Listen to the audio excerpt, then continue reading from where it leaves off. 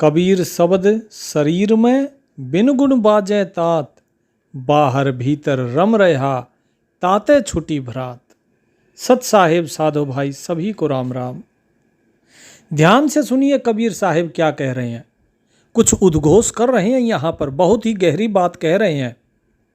अध्यात्म की मार्ग की शुरुआत बाहरी कर्मकांडों से नहीं होती, बल्कि घट अर्थात हृदय के भीतर छिपे सत्य को पहचानने से होती है। अब साहिब ने क्या कहा? कबीर शब्द शरीर में, शरीर के अंदर है वो शब्द।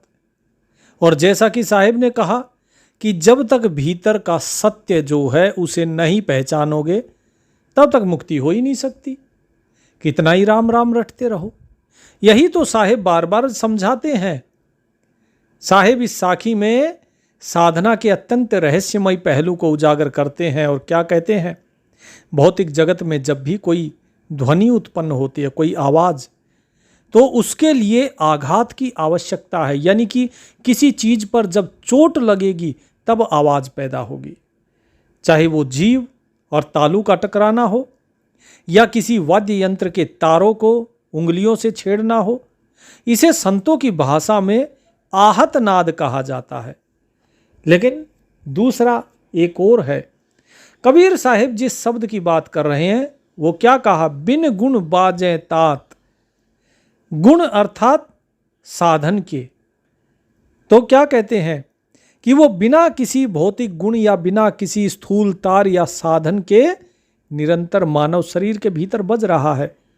इसे अनहद नाद, यानी बिना किसी हद का, उसका अंत नहीं है। वो एक बार शुरू हुआ तो फिर वो निरंतर चलता है। अब जिस के अंदर ये अनहद नाद प्रकट हो गया, अब वो लगातार चल रहा है। किसी को झिंगुर की आवाज़ सुनाई देनी शुरू हो गई तो वो लगातार चल रही है। वो सुबह भी चलती है, दोपहर में भी चलती है, रात में भी चलती है, सोते समय भी चलती है। लेकिन वो अनहद नाद जो है, बस फर्क इतना है, जब बाहर का शोर शराबा होता है तो आपको वो सुनाई नहीं देती, लेकिन वो चल रही है। लेकिन जैसे ही आप शांत बैठेंगे वो फिर से सुनाई देगी। जैसे ही आप ध्यान में बैठेंगे वो फिर सुनाई दे जाती है। आप सोते हो तब सुनाई देती है। कुछ लोगों की इतनी ज़्यादा हो जाती है वो शब्द की आवाज़ कि वो लोग सो नहीं पाते हैं, नींद उनको नहीं आती है। तो साहिब क्या कहते हैं? जब कोई पूर्ण सतगुरु की शरण में जाकर अपने अंतःकरण को शुद्ध करता है और सुरत को एकाग्र करता है, तब उसे इस दिव्य ध्वनि का अनुभव होता है। तो जिसको नहीं हो रही है, इसका मतलब क्या है? जो साहिब ने बताया कि सुरत एकाग्र नहीं हुई है, इसका मतलब तो अपनी सुरत को एकाग्र कीजिए, तब इस अनहद नाद को आप सुन पाएंगे, इसका अनुभव हो पाएगा। फिर क्या कहा? बाहर भीतर रम रहा ताते छुटी भ्रात। कि ये शब्द केवल शरीर के सीमित दायरे में नहीं है, ये संपूर्ण ब्रह्मांड के कण कण में बाहर और भीतर समान रूप से रमा हुआ है। इसी शब्द से आकाश, पृथ्वी, जल, वायु, अग्नि की उत्पत्ति हुई है। साहिब कहते हैं कि जब साधक को इस सर्वव्यापी आंतरिक शब्द का, क्या बताया? सर्वव्यापी कि जब सर्वव्यापी आंतरिक शब्द का प्रत्यक्ष अनुभव हो जाता है, ताते छुटी भ्रांत, तब उसके मन के सारे भ्रम, पाखंड, संशय, अज्ञान के पर्दे फिर सदा के लिए धीरे धीरे फट जाते हैं। उसे समझ आ जाता है कि परमात्मा किसी मंदिर, मस्जिद या तीर्थ में नहीं, बल्कि स्वयं उसके भीतर शब्द रूप में विराजमान है। लेकिन इसके पीछे भागना नहीं, क्योंकि ये शब्द जो है, जो आपको अनहद सुनाई दे रहा है, ये तो बीच का एक पड़ाव है। इससे आगे भी चलना है, इससे आगे सार शब्द भी आएगा। अब जब यह स्पष्ट हो गया कि मोक्ष का मार्ग उस आंतरिक शब्द से होकर गुजरता है, तो स्वाभाविक प्रश्न उठता है कि इस शब्द को खोजने वाला साधक कौन है और उसकी क्या गति होती है। तो साहिब कहते हैं, जो जन खोजी शब्द का, धन्य संत है सोए। कहें कबीर शब्दय गहे, कभऊ न जाए बिगोए। कि भाई जो व्यक्ति, अब यहाँ संत की परिभाषा दे रहे हैं, वो संत जो धन्य है। तो क्या कहते हैं कि संसार में लोग धनवानों, राजाओं, विद्वानों को श्रेष्ठ मानते हैं, परंतु अध्यात्म की सच्ची कसौटी पर कबीर साहिब घोषणा करते हैं कि वो मनुष्य धन्य है जो अपने जीवन में केवल और केवल उस अविनाशी शब्द की खोज में लगा हुआ है। शब्द का खोजी ही सच्चा संत है। और क्या कहा, कबहू न जाए बिगोए, अर्थात बिगोए अर्थात जो नष्ट होता है, नष्ट होना, व्यर्थ जाना या भटकना। साहिब दृढ़ विश्वास दिलाते हैं कि जो जीव सतगुरु के बताए मार्ग पर चलकर उस वास्तविक नाम या सार शब्द को ग्रहण कर लेता है, उसका जीवन कभी व्यर्थ नहीं जाता। वो कभी काल के जाल में नहीं फंसता, ना ही 84 लाख योनियों के चक्कर में दोबारा भटकता है। शब्द की पकड़ आत्मा को अमरलोक या कहिए कि सतलोक उसका स्थायी निवासी बना देती है। संसार में अनंत प्रकार के शब्द गूंज रहे हैं। देखिए, भाषाएं हैं, मंत्र भी हैं, ग्रंथ भी हैं। आम जीव असमंजस में पड़ जाता है कि किस शब्द की साधना की जाए, क्योंकि साहिब कहते हैं कि भाई शब्द की साधना, साधो शब्द साधना कीजिए। किस शब्द की? क्योंकि हर एक भाषा के अपने अलग शब्द हैं, लेकिन ये सारे शब्द भौतिक हैं। साहिब क्या कहते हैं, शब्द शब्द बहु अंतरा, शब्द सार का सीर, शब्द शब्द का खोजना, शब्द शब्द का पीर।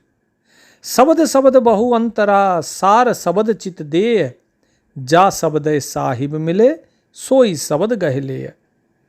बोलने वाले शब्द क्या है? जो हम मुंह से बोलते हैं, लिखते हैं या पढ़ते हैं, वे नाशवान हैं। वे केवल सांसारिक व्यवहार और मानसिक ज्ञान के लिए है।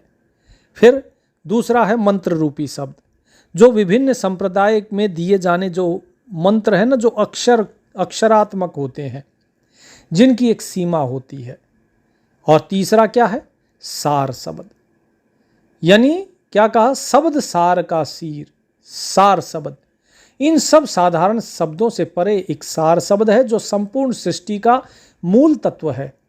साहिब कहते हैं कि तुम्हें शब्दों के इस भारी अंतर को समझना होगा और अपना पूरा ध्यान, चित्त केवल उस सार शब्द की ओर लगाना होगा जो आत्मा को परमात्मा से मिलाता है।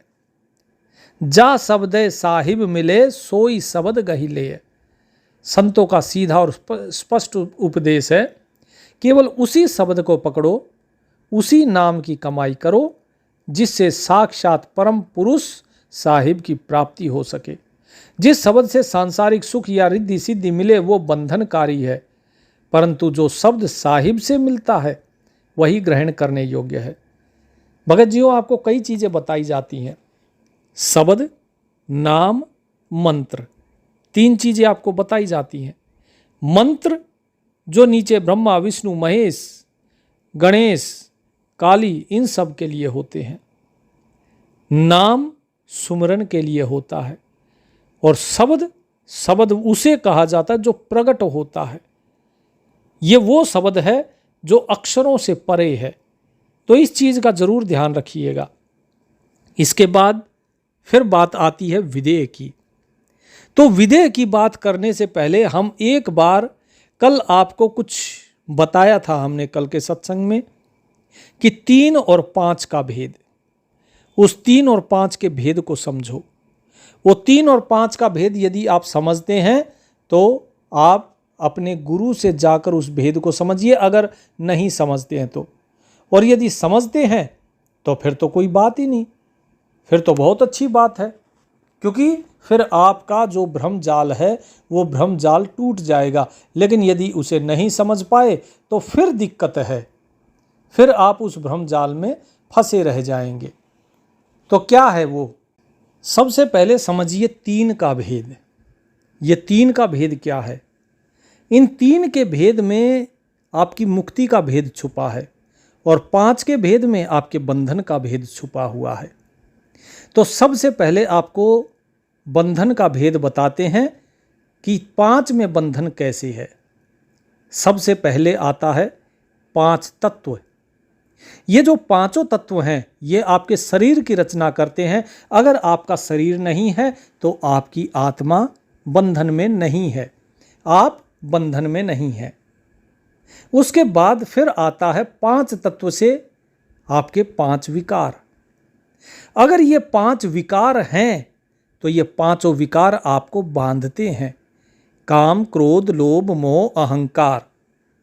तो ये पांचों विकार आपको बांधते हैं। फिर इनमें से हरेक के 5-5 प्रकृति, हरेक की 5-5 प्रकृति, पांचों तत्व की 5-5 प्रकृतियां, तब जाके ये 25 होती हैं। है तो एक तत्व की 5, तो यानी कि सब कुछ 5 में ही चल रहा है। तो ये 5 क्या है? तो साहिब वाणी में कहते हैं ब्रह्मा, विष्णु, महेश्वर, माया।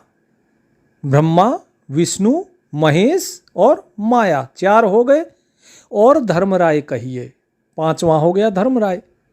इन पांचों प्रपंच बनाया वाणी हमरी लहिए। इन पांचों ने प्रपंच रचा हुआ है जीव को फंसाने के लिए। तो 5 जो है, जहां भी 5 हैं वो सब कुछ प्रपंच है।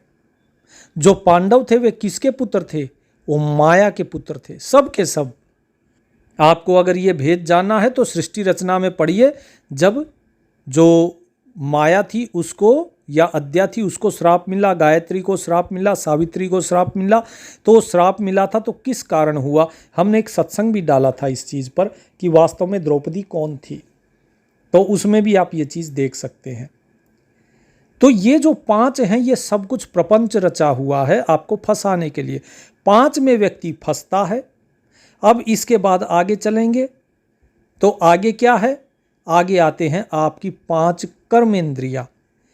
आप अपने 5 कर्मेंद्रियों से जब कर्म करते हैं, चाहे हाथ हो, पैर हो, या फिर आपका आंखें हो देखने का, है ना, जीभ से आप बोलते हो, तो ये जो आपकी गुदा, उपस्थ, ये जो 5 इंद्रियां हैं कौन कौन सी हैं?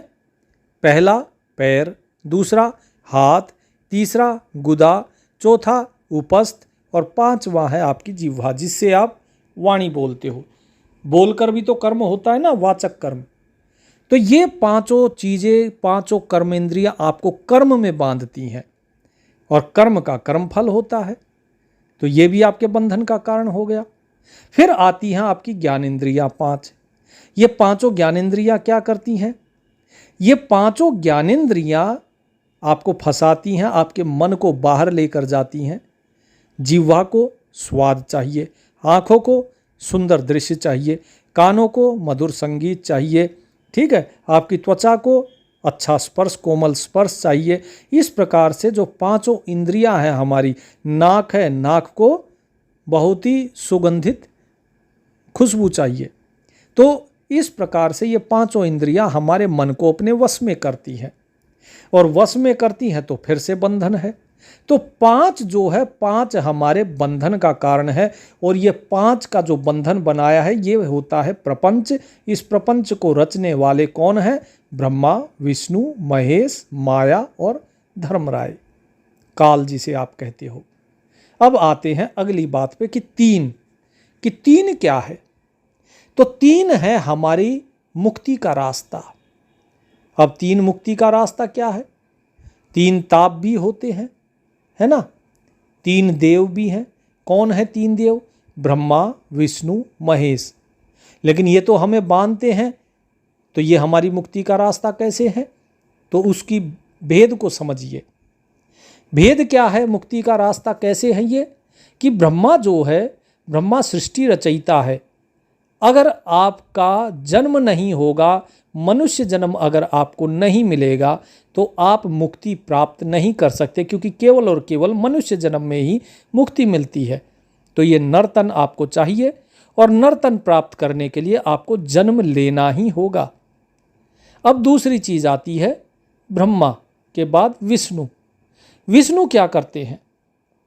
तो विष्णु क्या है? सतोगुण प्रधान, जो भक्ति प्रदान करते हैं, सतोगुण, और साथ ही साथ क्या करते हैं? प्रेम प्रदान करते हैं। इतना ही नहीं, इस संसार का संचालन करते हैं, यानी आपकी भूख प्यास ये सारी चीज़ें मिटाई जाती हैं। ये सारा काम करने का कार्यभार है विष्णु का। तो वो आपका पालन कर रहे हैं। यदि आपके पेट में भूख लगी होगी तो कबीर साहिब कहते हैं, कबीर खुद्या कुकरी करत भजन में भंग, कि ये भूख जो है ये कुतिया है, ये भजन में भंग करती है। या को टुकड़ा डाल के भक्ति करो निसंग, और इसे टुकड़ा डाल के तुम निष्कलंक होकर, मतलब निसंक, बिल्कुल शंका से रहित होकर भक्ति करो, फिर ये बाधा नहीं पहुंचाएगी। तो वो टुकड़ा आपको कौन देता है? वो टुकड़ा देने का काम दिया हुआ है विष्णु को। तो ब्रह्मा, विष्णु, महेश, ये तीनों इस जीव के लिए बनाए गए हैं कि भाई तुम इसको भक्ति की तरफ लेकर चलोगे। अब शिव का क्या काम है? संहार करने का। अब बात आती है कि शिव तो संहार करता है, फिर वो हमारी मुक्ति का कारण कैसे हुआ? बिल्कुल है, क्योंकि व्यक्ति अगर मान लीजिए किसी के ऊपर कोई भय नहीं हो, कोई अंकुश नहीं हो, तो वो क्या होगा? निरंकुश हो जाएगा। और जब वो निरंकुश हो जाएगा तो लोगों के ऊपर अत्याचार करेगा, वो पाप करेगा, वो किसी ईश्वर को नहीं मानेगा। जैसे रावण था, जैसे दुर्योधन, कंस, जरासंध, हिरण्यकश्यप, हिरण्याक्ष, ऐसे कितने ही राक्षसों के नाम आपको पता है, जो स्वयं को ही भगवान कहने लग गए क्योंकि उनको मृत्यु का भय नहीं था। तो जब तक मृत्यु का भय है तभी तक व्यक्ति भगवान को याद करता है। भय से भक्ति होत है, भय से पूजा होए, कहे कबीर भय में रहो, निर्भय रहे न कोई। कि हमेशा भय रहो, कि भय किस चीज का? कि काल कभी भी तुम्हारे सिर पर आ सकता है, इसीलिए एक सांस भी व्यर्थ नहीं जानी चाहिए। यदि आपको भय नहीं होगा तो आप कभी मुक्ति की तरफ बढ़ोगे ही नहीं, आप हमेशा इस संसार में ही मगन रहोगे। तो इसीलिए शिव जो है, शिव किसका है? मृत्यु का द्योतक है यहाँ पर। और इसी कारण आप भक्ति करते हो, उस भय के कारण। यदि आज आपको जन्म मरण के चक्र से छूटने का अगर लालसा है तो क्यों है? इन कष्टों से बचने के लिए। ये जो मरने का डर है ना, मृत्यु का, उससे बचने के लिए आप ये सोचते हो कि हम अमर हो जाएं, तो इसीलिए आप भक्ति कर रहे हो। अगर मरण हो ही नहीं, मृत्यु हो ही नहीं, तो कौन करेगा भक्ति? अजर अमर हो गया व्यक्ति, और जब अमर हो जाएगा तो भाई अमर तो होना ही चाहते हो आप। कौन चाहता है? चाहे कोई चींटी ही क्यों ना हो, कीड़ा मकोड़ा क्यों ना हो, यदि आप उसको दबाने की कोशिश करोगे वो भागेगा, पूरा जोर लगा के भागेगा ताकि वो अपने शरीर को बचा सके। इस शरीर में आसक्ति ही ऐसी है जीव की। अब इसके बाद 3 गुण, ये तीनों गुण जो हैं, ये तीनों गुण क्या करते हैं? ब्रह्मा, विष्णु, महेश जिस प्रकार से हमारे सहायक हैं, ये तीनों गुण इसी प्रकार से हमारे सहायक हैं और हमें भक्ति की तरफ लेकर चलते हैं। हालांकि इसमें कुछ ऐसी चीज़ें हैं जो कि नकारात्मक भी हैं, लेकिन वो नकारात्मक कम है। हमें गुणों से परे होना है। ये तीनों गुण केवल ब्रह्मा, विष्णु, महेश के लिए हैं। अब बात आती है कि इसके आगे 3 क्या है? 3 ताप हैं। त्रिदेव तो बता ही दिया आपको, 3 गुण बता ही दिए आपको।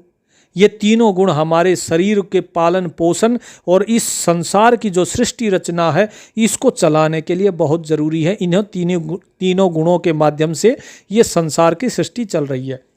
ये बंधन का कारण कब होते हैं? जब हम इसमें आसक्त हो जाएं। जैसे काम का वेग है, यदि आपके अंदर रजोगुण की प्रधानता है, लेकिन यदि आप उसमें आसक्त हो जाएंगे तभी रजोगुण आपको बांधेगा, नहीं तो रजोगुण आपको बांधता नहीं है। रजोगुण क्रियाशील है, वो क्रिया करवाता है। केवल आपके अंदर जो क्रिया करने की यानी काम करने की क्षमता है वो रजोगुण के कारण है। और उसके बाद फिर अगली चीज आती है जो 3 विधि हैं। 3 विधि क्या हैं? ओम, तत् और सत। ये नाम सुमरन की 3 विधियां हैं। इन 3 विधियों के माध्यम से आपकी मुक्ति होती है। सबसे पहली विधि क्या है? ओम। ठीक है जी, जिसमें आप इस ओम मंत्र का जाप करते हैं। दूसरी विधि क्या है? तत्, जिसमें आप तत् मंत्र का जाप करते हैं। उसका भाव और उसका जो अर्थ है उसके साथ आप एक हो जाते हैं। वो विधि हम नहीं समझाएंगे, हम केवल उसका आपको ऊपर ऊपर बता रहे हैं, क्योंकि वो समझाने का अधिकार इस दास को नहीं है। वो अधिकार केवल गुरुजी का है, जिससे आप नाम दान लेते हैं। तो जब आप नामदान लेते हैं वो इस विधि को आपको बताते हैं जब आपको सार नाम दिया जाता है। और यदि कोई विधि नहीं बता रहा है, खाली आपको ये बता दिया कि हाँ जी ये नाम है, कई लोग बोलते हैं कि ओम सोहम सत्य कबीर, बोले ये सार नाम है। बोले अच्छा जी, और सार शब्द? बोले ओम सोहम सत्य कबीरा, आका डंडा लगा दो कबीर के आगे, बोले ये हो गया सार शब्द। वो सभी ठगते हैं, उनको कुछ नहीं पता, क्योंकि वो इस भेद को भी नहीं जानते हैं कि वास्तव में ये तीन विधि का भेद क्या है। वो तो ये कहते तीन नाम हैं ये, जबकि गीता में भी श्री कृष्ण ने बिल्कुल स्पष्ट कहा है, ओम तत्सत इति निर्देशो ब्रह्मणे त्रिविध स्मृत। ठीक है, बिल्कुल स्पष्ट लिखा है त्रिविध, त्रि नाम नहीं लिखा, त्रिविध, तीन विधि से उस परमात्मा का सुमरन होता है। ठीक है, वो तीन विधियां किस चीज के लिए होती हैं? वे तीन विधियां होती है जीव को बाहर निकालने के लिए। कहां से? जन्म मरण के चक्र से। एक उदाहरण आपको समझा देते हैं जिससे कि आपको ये तीनों विधि थोड़ी स्पष्ट होती प्रतीत हो जाएंगी। बाकी पूर्ण रूप से तो आपके जो गुरु होंगे वही समझाएंगे। देखिए, जैसे आप सपना देखते हैं तो सपने से आप बाहर आते हैं। जब तक आप सपने से बाहर नहीं आएंगे तब तक आपकी मुक्ति नहीं है। तो मुक्ति कब है? मुक्ति तब है जब आप सपने से बाहर आ जाएंगे। लेकिन जब सपने से बाहर आ जाएंगे तो क्या आप स्वयं को पहचान लेंगे? नहीं, क्योंकि क्या होता है कि जब तक हम जागते नहीं और अपना अनुभव नहीं कर लेते तब तक हम जागृत अवस्था में नहीं आते। ये अवस्थाएं बदली जाती हैं। और जब आप जागृत अवस्था में कब आते हो? मान लीजिए आप सो रहे हो, सोते सोते सपना आया तो आप सुषुप्ति अवस्था से चले गए किसमें? स्वप्न अवस्था में। अब आपने सपना देख लिया, सपना देखने के बाद सपना तो खत्म हो गया, लेकिन आप स्वप्न अवस्था से वापस सुषुप्ति में चले जाते हो, नींद में चले जाते हो। लेकिन आप जागे तो नहीं। सपना तो खत्म हो गया लेकिन आप जागे नहीं हो। जब जागे नहीं हो इसका मतलब क्या हुआ? जब सपना खत्म हो जाता है और आप जागे नहीं हो तो आपको अपना अनुभव नहीं होता कि मैं कौन हूं। आपको अनुभव कब होता है? आपको अनुभव जब होता है जब आपकी आंखें खुलती हैं। आपकी आंखें आपको स्वयं को देखती हैं, पहचानती हैं। आपके कान आपको पहचानते हैं। आपकी जो पांचों इंद्रियां हैं, ज्ञानेंद्रियां, कर्मेंद्रियां नहीं, ज्ञानेंद्रियां, जब ज्ञानेंद्रियां आपको पहचानती हैं तब आप जागृत अवस्था में आते हो। जब तक ज्ञानेंद्रियां आपको नहीं पहचानेंगी तब तक आप जागृत अवस्था में नहीं हो।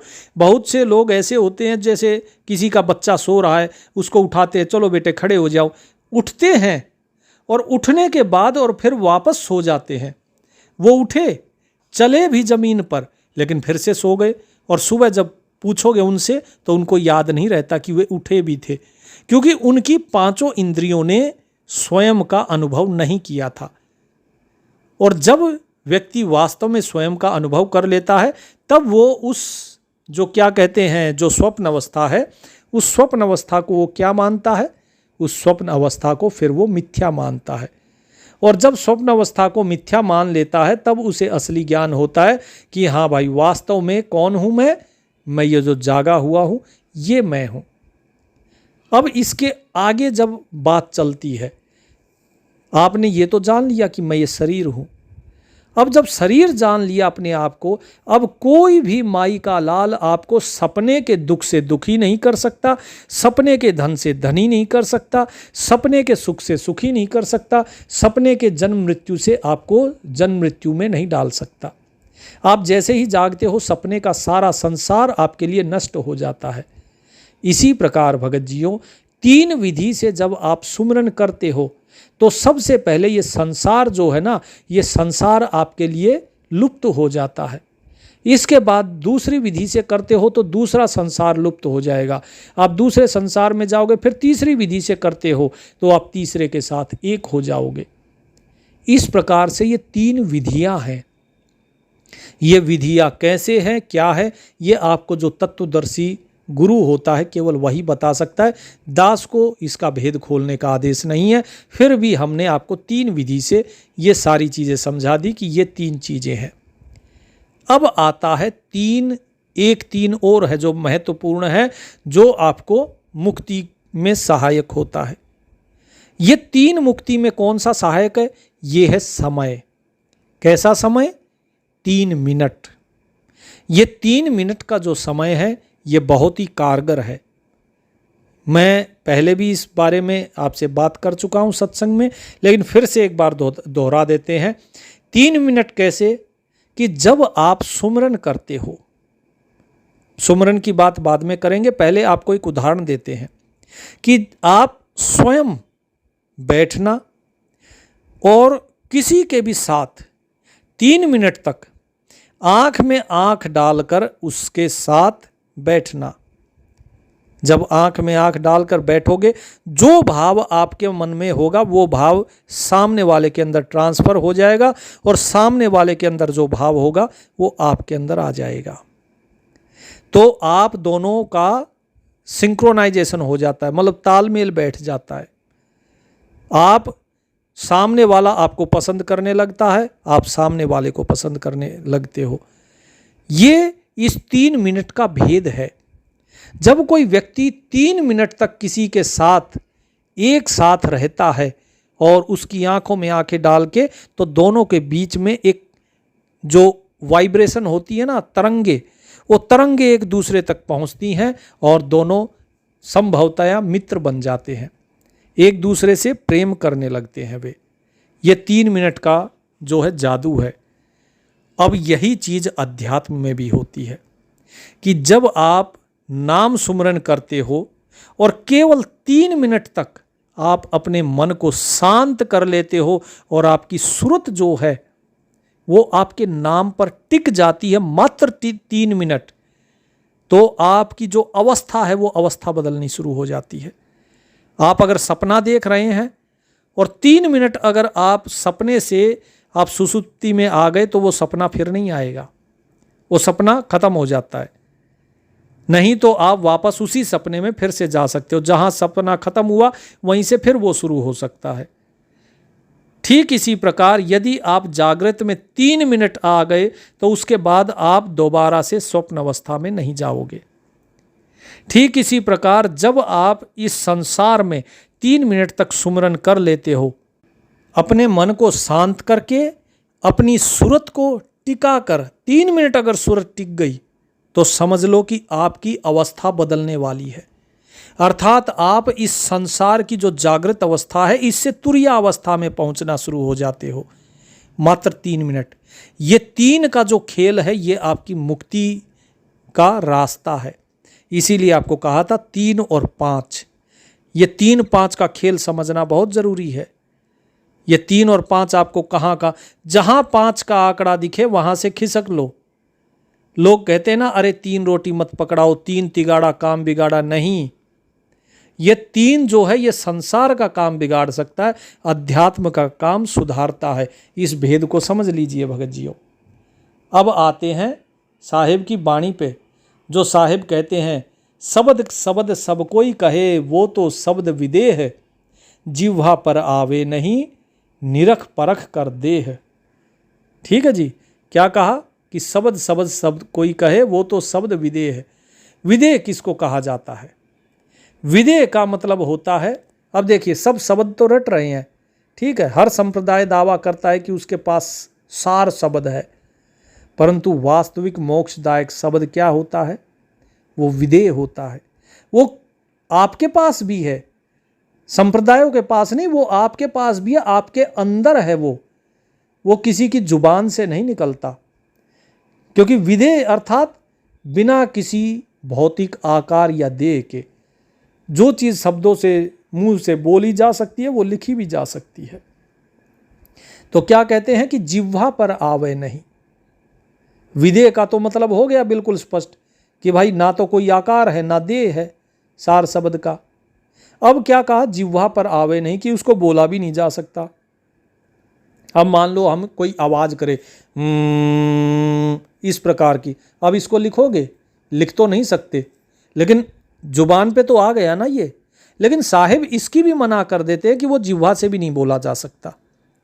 जो नाम जीभ पर आ गया वो केवल वर्णमाला का हिस्सा है, वो वर्णमाला का ही हिस्सा रहेगा, वो प्रकृति के अंतर्गत आता है, इसीलिए वो नष्ट हो जाता है। इसीलिए साहिब सावधान करते हैं कि सतगुरु की शरण में जाके अपने घट के भीतर उस विदेह शब्द को पूरे तरीके से निरख परख अर्थात जांच परख कर उसका अनुभव करो। केवल बातों से मुक्ति नहीं होती। मैं बेशक कितना ही कहता रहूं, कुछ भी कहता रहूं, मेरी बातें सुनते रहो। दुनिया सत्संग सुनती है, 5 मिनट सुनेगी, 10 मिनट सुनेगी, आधा घंटा सुनेगी, उसके बाद बंद करके फिर से वही दुनिया का राग चलना शुरू हो जाता है। तो भगत जियों, इस भेद को समझिए कि उसको परखना जरूरी है, जांच परख करके उसका अनुभव करना जरूरी है। वो असली शब्द है। जो शब्द आपको गुरुजी ने, देखिए आपको सार नाम बताया गुरुजी ने, और गुरुजी ने जो सार नाम बताया, उस सार नाम को अगर आप देखोगे तो पता लगेगा अरे ये तो नाम है ही नहीं। आप देखिए खुद, जिसने सार नाम लिया है वो खुद समझिए इस चीज को, वो नाम है ही नहीं। क्योंकि और साहिब भी वाणी में कहते हैं नाम बिहुना नाम है, कि भाई वो तो बिना नाम का नाम है, नाम है ही नहीं उसमें। तो यही चीज है। फिर साहिब क्या कहते हैं, एक शब्द सुखरास है, एक शब्द दुखरास, एक शब्द बंधन कटे, एक शब्द गलफांस। शब्द शब्द सब कोई कहे, शब्द के हाथ न पाँव, एक शब्द औषध घरे, एक शब्द कर घाव। तो क्या कहते हैं कि एक शब्द जो होता है वो तो बंधन काटने वाला, सुख की राशि होता है, सुख की खान, वो है सतगुरु के द्वारा दिया गया सार शब्द। ठीक है जी, जो आत्मा के जन्म जन्मों के कर्म बंधनों को पल भर में काट देता है। और दूसरा क्या है, दूसरा गले की फांस, वो दुख रास है। दुख रास अर्थात दुखों की खान। ये क्या है, ये संसार के विकार, क्रोध, ईर्ष्या, अहंकार से उपजे हुए शब्द। आदमी क्रोध में, ईर्ष्या में, अहंकार में पता नहीं क्या क्या अनाप शनाप अनर्गल प्रलाप करता है। ये सारे जितने शब्द हैं ये हमारे जीव के गले की फांस बन जाते हैं और उसे सीधे नरक के द्वार की ओर ढकेल देते हैं। क्या कहते हैं साहिब, एक शब्द औषध करे, एक शब्द करे घाव। कि शब्द का कोई भौतिक शरीर नहीं होता, उसके हाथ पैर नहीं होते, परंतु उसकी मार और उसका प्रभाव अचूक होता है। जब कोई प्रेम और सत्य से भरा शब्द बोलता है तो वो दुखी हृदय के लिए औषधि का काम करता है, और वहीं जब कोई कड़वा वचन बोलता है, निंदा करता है, अपमानजनक शब्द बोलता है, तो वो आत्मा पर ऐसा गहरा घाव करता है कि जो जीवन भर नहीं भरता। इसलिए साधक को सदा अपनी वाणी और विचार के प्रति सजग रहना चाहिए। तो ये साहिब यहाँ पे शब्द की बात करते हैं।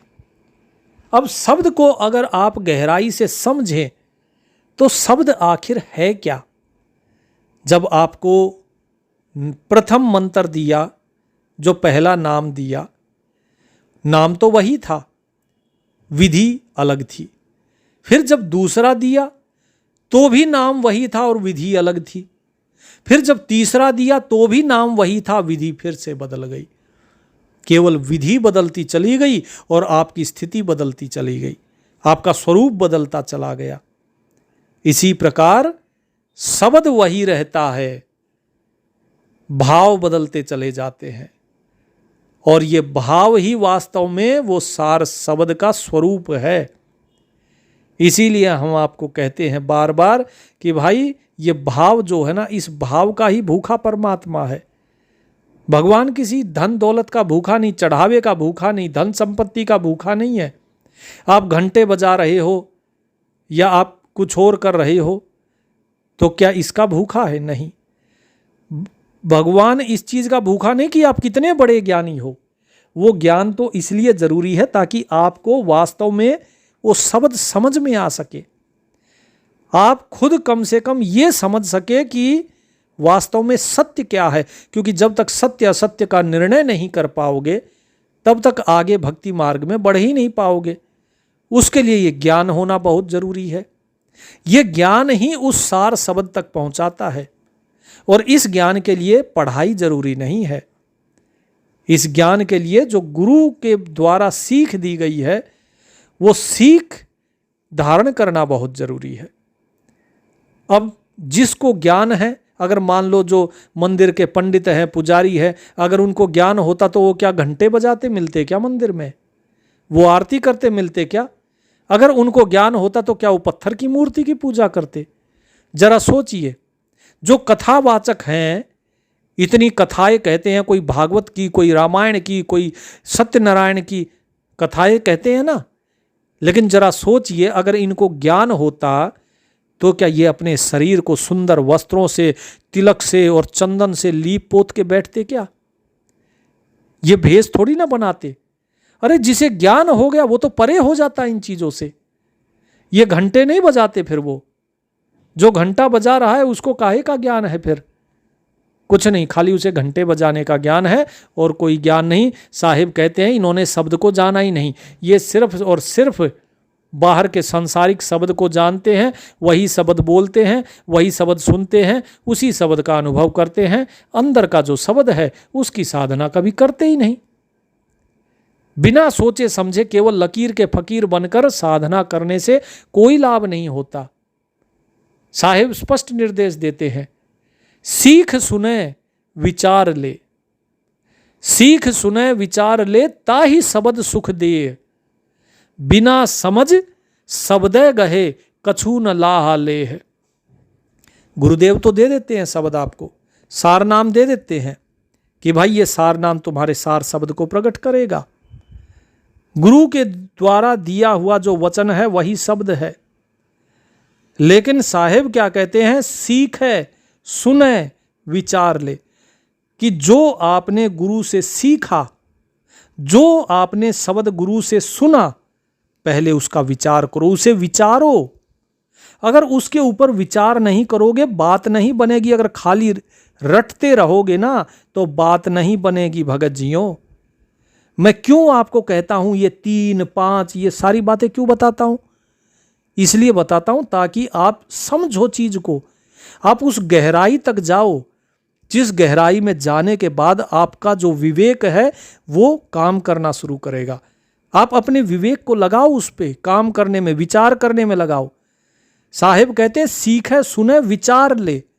जो सीखता है गुरु से, गुरु की बात को सुनता है, गुरु से शब्द सुनता है, सार नाम सुनता है और उस सार नाम को फिर विचारता है कि ये जो सार नाम दिया है इसका अर्थ क्या है, इसका भाव क्या है।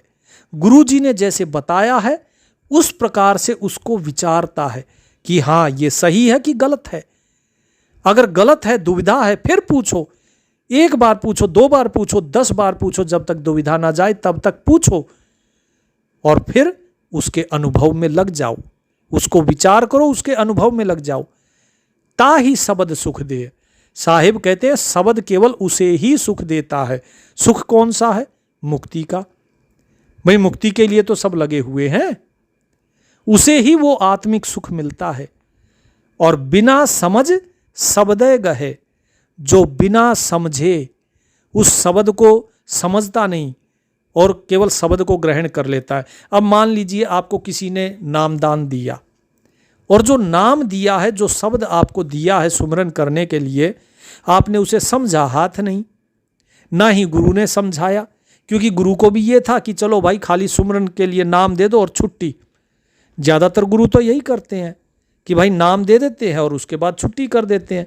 ना तो उनको समझाने का कोई टंटा और ना ही जो शिष्य गया वो भी अंधभक्त हो गया। उसने भी ये नहीं सोचा कि भाई मैं समझूं कि ना समझूं।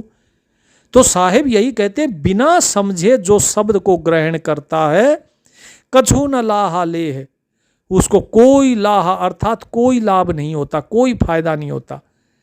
उसका ये जो ज्ञान है वो बेशक सार नाम लेकर आया है, लेकिन उसका सार नाम केवल और केवल तोता रटंत है। भगत जियों, अध्यात्म अंधविश्वास का नाम नहीं है। ये पूर्ण रूप से जागृति, सजग का और समझ का ज्ञान, ये समझ का रास्ता है, समझ का विज्ञान है। अगर आपने बात को समझा नहीं तो बात बनेगी ही नहीं। आप कितना ही जोर लगा लो। आप देखिए कक्षा में जब कोई छात्र को गणित पढ़ाया जाता है, अब मास्टर जी ने पढ़ा दिया, कि भाई 2 गुणा 3 कितने होते हैं? बोले 6 होते हैं। पढ़ा दिया बच्चे ने, एक ने रट लिया 2 गुणा 3 6 होते हैं। अब उससे जब भी पूछो, हाँ बेटा 2 गुणा 3 कितने? बोले जी 6। 2 गुणा 3 कितने? 6। 2 दिन बाद पूछो, 4 दिन या 10 दिन बाद पूछो, वो बोलेगा 2 गुणा 3 6 होते हैं। अब वहीं पर दूसरा लड़का है, वो दूसरा लड़का क्या बोलता है? बोले जी 2 गुणा 3 6 होते हैं, आपने जो कहा बिल्कुल सत्य है, लेकिन ये 2 गुणा 3 6 होते क्यों हैं? मुझे ये समझाइए, होते कैसे हैं? कैसे 2 गुणा 3 6 हो गए? तो मास्टर जी बताते हैं, बेटे 2 को जो है 3 बार जमा कर दो, जोड़ दो। कितने हुए? 2 जमा 2 जमा 2 हो गई ना 6। यही भेद है, इसी प्रकार से गुणा होती है। तो उसने पूछा कि क्या गुणा का मतलब यह है कि इसको जितनी बार गुणा है उतनी ही बार जोड़ दो? बोले हाँ यही है। अगले दिन मास्टर जी सवाल पूछेगा, हाँ बताओ भाई 3 गुणा 5 कितने होते हैं? अब जिसने 2 गुणा 3 बराबर 6 बताया था, ये सीख रखा है, उसको 3 गुणा 5 का नहीं पता, क्योंकि उसने तो रट लिया, उसने भेद नहीं जाना, उसने विचार नहीं किया, समझा नहीं। उस भेद को समझना बहुत जरूरी है। लेकिन जिसने उस भेद को समझ लिया वो बता देगा। बोले जी आपने जोड़ने के लिए बोला था, तो कल 2 गुणा 3 यानी 2 को 3 बार जोड़ना था, आज 3 गुणा 5, इसका मतलब 3 को 5 बार जोड़ना है। वो 3 को 5 बार जोड़ेगा, 3 जमा 3 जमा 3 जमा 3 जमा 3 बराबर 15। बोले जी 15। बोले बड़ा सही उत्तर दिया। तो भगत जियों, यही बात है, अध्यात्म अंधविश्वास का मार्ग नहीं है, यह मार्ग है निरख परख का, सजगता का, जागृति का, जागने का मार्ग है। और जो जगा वही कुछ यहां प्राप्त कर सकता है, और जो जगा नहीं, जो अंधा होके ये सोचे ओहो बस जी गुरु जी के प्रति हम समर्पित हो गए। अरे गुरु जी के प्रति समर्पित, सतगुरु के प्रति होइए समर्पित। झूठे गुरु के समर्पित होगे तो जहां गुरु लेकर जाएगा वहीं पहुंचोगे, जहां गुरु स्वयं पहुंचा वहीं पहुंचोगे। तो इसीलिए जो गुरु भेद बताते हैं वहां चलो। कई बार ऐसा होता है कि गुरु को सारा भेद पता होता है, लेकिन गुरु आचरण नहीं कर पाते, लेकिन शिष्य आचरण कर जाता है, तो शिष्य गुरु से भी आगे निकल जाता है, जैसे स्वयं कबीर साहिब हैं। ठीक है जी। तो इसीलिए इस भेद को याद रखिए, हमेशा याद रखिएगा कि जब भी नाम मिलता है, जब भी शब्द मिलता है, उसको अनुभव करना है, उसको समझना है, उसको विचारना है। फिर से ये दोहा पढ़ देते हैं आप सभी के लिए, ताकि आप सभी इस पर पुनर्विचार करें कि सीखे सुने विचार ले, ताहि शब्द सुख दे, बिना समझ शब्दे गहे, कछु न लाहा लेह। कुछ नहीं मिलेगा अगर इस पे समझा नहीं, विचार नहीं किया तो। इसीलिए विचार कीजिए और अपने कल्याण का मार्ग प्रशस्त कीजिए। परमात्मा आप सभी का कल्याण करें। सत साहिब।